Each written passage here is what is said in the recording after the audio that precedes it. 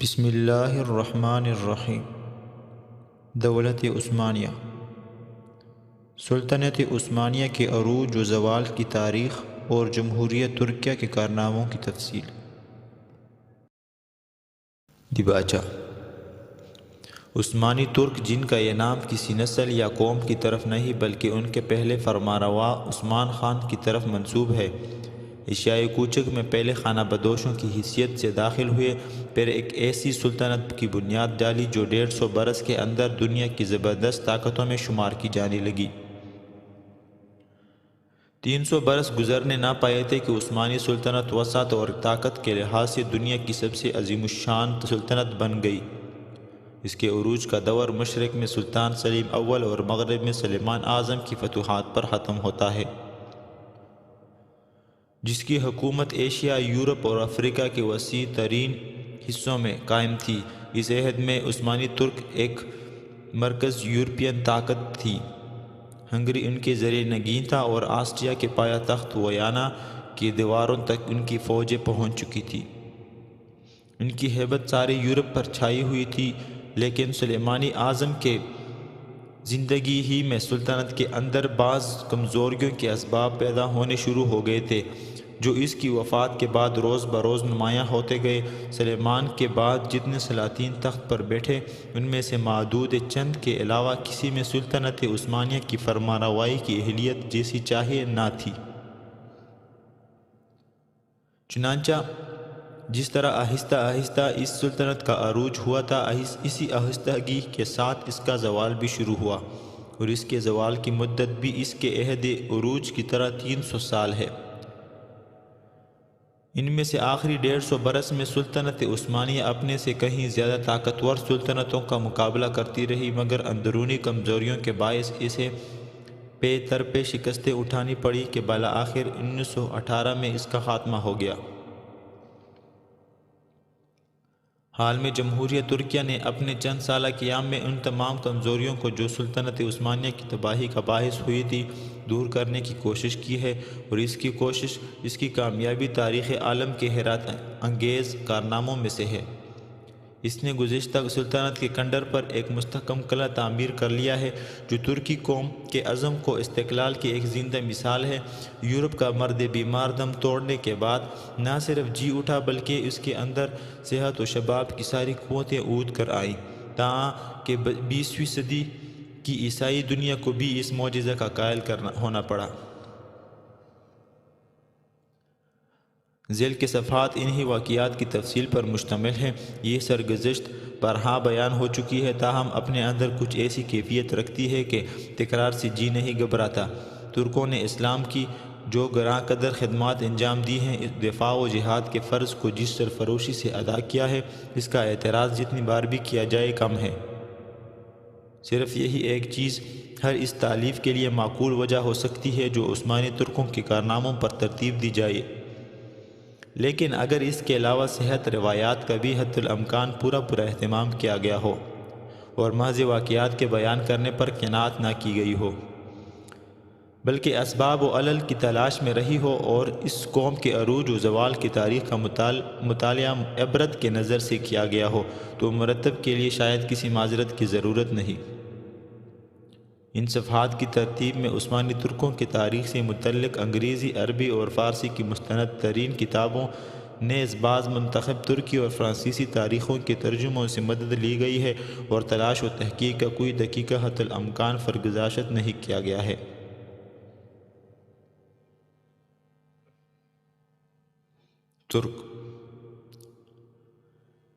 ترک اول چھٹی عیسوی میں روشناس ہوتے ہیں۔ یہ ایک خانہ بدوش قوم تھی جو مشرقی ایشیا اور وسطی ایشیا میں گھومتی پھرتی تھی، اور وقتاً فوقتاً مغربی ایشیا اور مشرقی یورپ کی آبادیوں پر حملہ آور ہو کر انہیں ویران کر دیتی تھی۔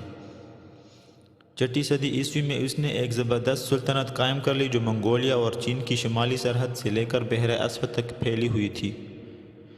اس سلطنت کے بانی کا نام چینی تاریخوں میں تومین اور ترکیوں کی کتابوں میں بومین درج ہے۔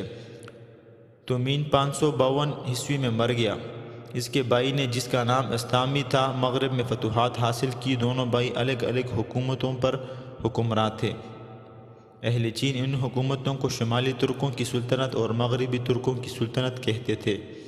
پہلی صدی ہجری بمطابق 7ویں صدی عیسوی میں ان دونوں حکومتوں کو سلطنتی چین کی اطاعت قبول کرنی پڑی، لیکن 63 ہجری بمطابق 682 عیسوی میں شمالی ترکوں نے چین کی فرمانروائی سے آزاد ہو کر اپنی سابق خود مختاری پر حاصل کر لی۔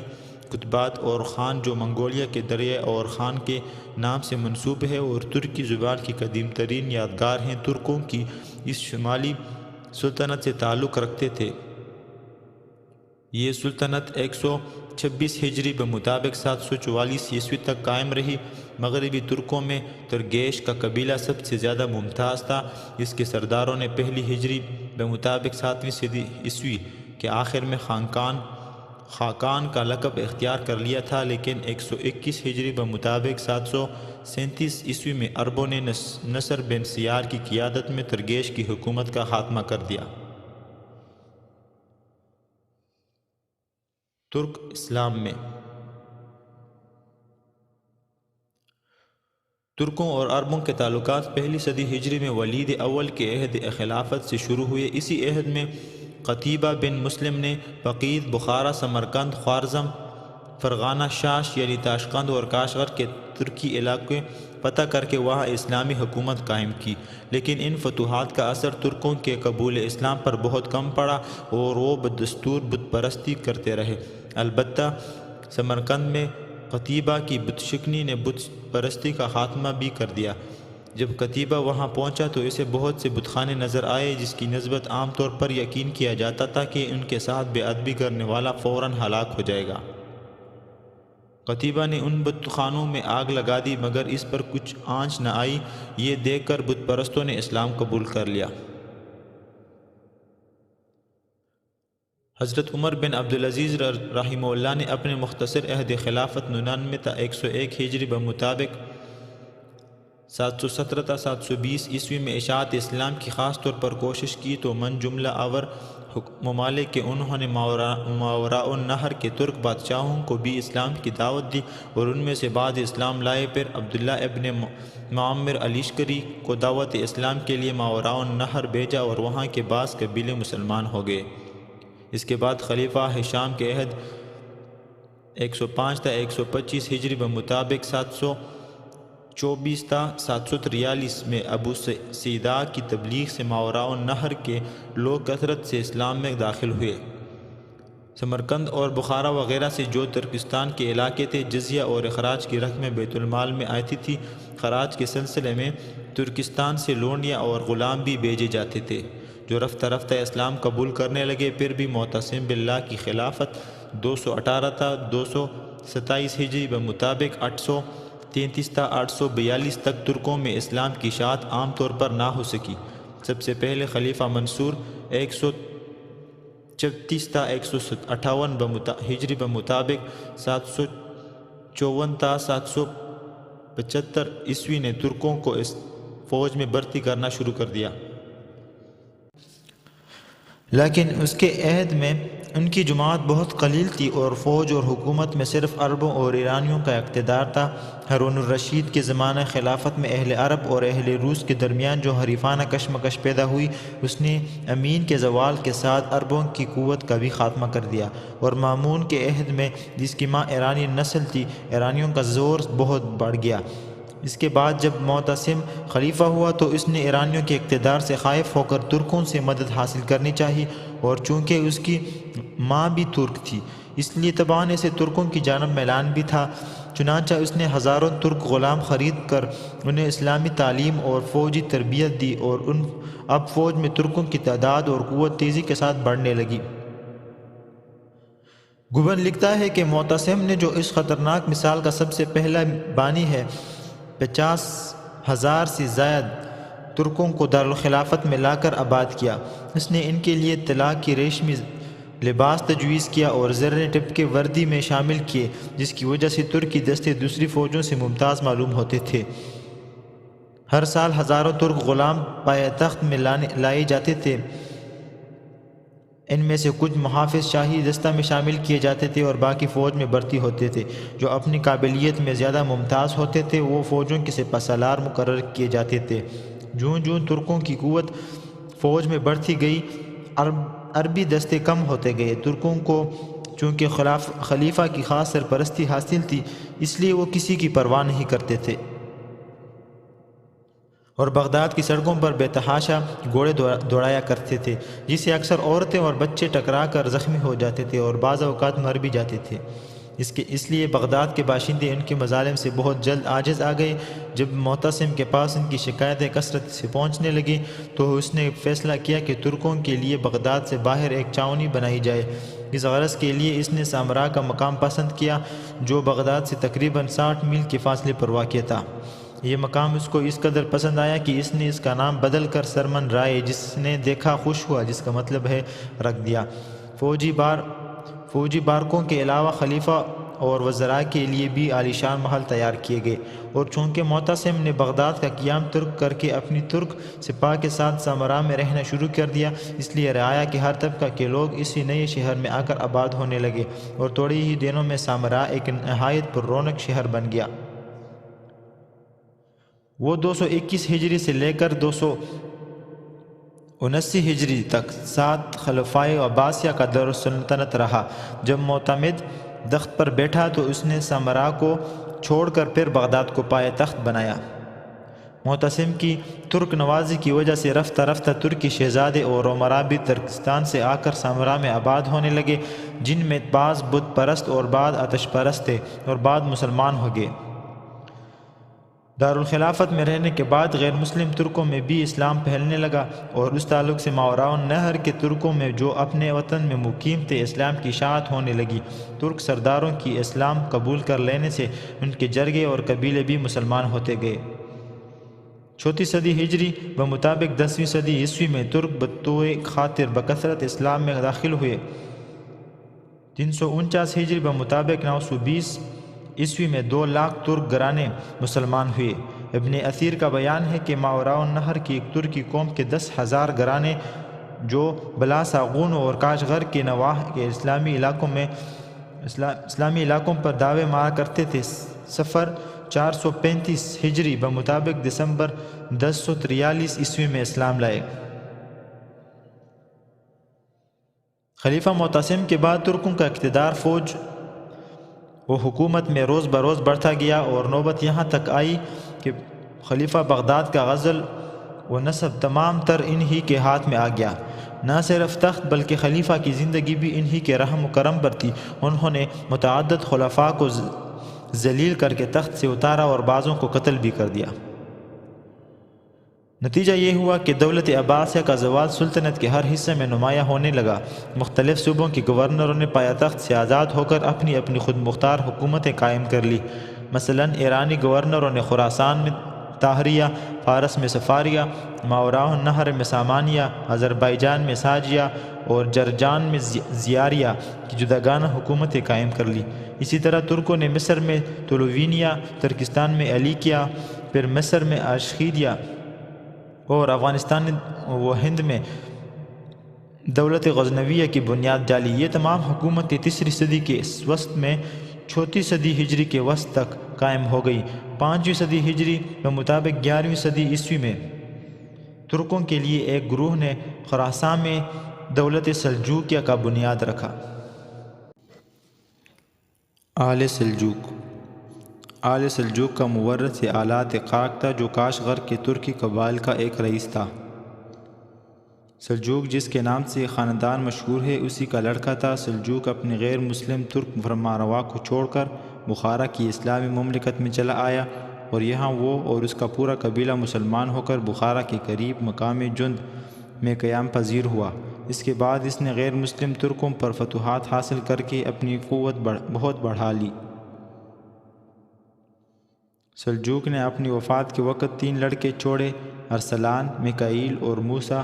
دولت سلجوقیہ کے وارث میکائیل کے 3 لڑکے ہوئے، پیغو، طغرل بیگ، جغر بیگ، لیکن سلطنت کی فرمانروائی طغرل بیگ کو ملی، جس نے اپنے زور و قوت کا سکہ گرد و بیش کے ملکوں پر بٹھا دیا۔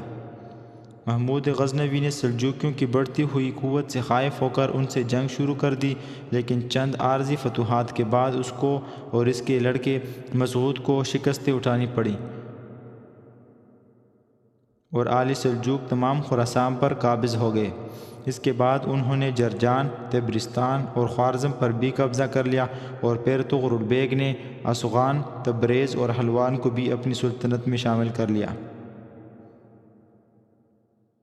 یہ وہ زمانہ تھا جب بغداد میں ترکوں اور آل بویہ کی باہمی مخاصمت نے سخت بدامنی پھیلا رکھی تھی۔